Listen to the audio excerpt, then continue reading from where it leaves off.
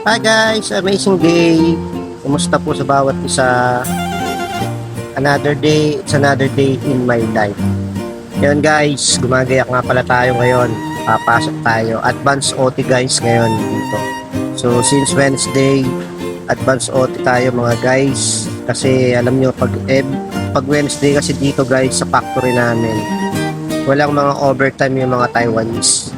Lahat sila ay 5 p.m. 5 p.m. hanggang 5 p.m. lang guys, no. Kaya kami mga night shift, advance OT kami, papasok kami ng 5:30 ng hapon. Yun, kaya medyo mahaba ang overtime natin pagka ganitong advance OT. So yun lang kagandahan dito guys, no. Yung may mga ka-shifting ng Taiwanese, of course syempre matic na yun, papasok ka ng 5:30 pag out nila. So yun, kaya ngayon ay advance OT, kaya yun, gumagayak tayo guys ngayon. Yun nga guys, no.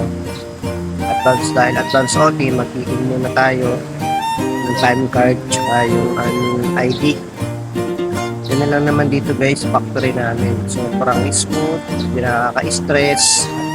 Talagang nag-enjoy ka naman guys sa trabaho natin dito guys, no.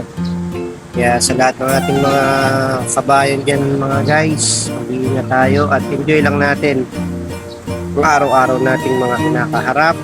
At alam ko na matatagumpayan din natin yan. Patuloy lang tayo magtiwala sa nakataas, sa ating Diyos. Patuloy na natin masyadong i-stress yung sarili natin. Dahil na nga natin stress eh. Diba? Kaya enjoy lang tayo guys, no? Kaya salamat sa panonood mga guys. Mag-iingat tayo. Tara, pasok na tayo guys para makauwi ng maaga. Ingat tayo guys. Maraming salamat sa panonood. Salamat po sa suporta natin. God bless you all. Thank you.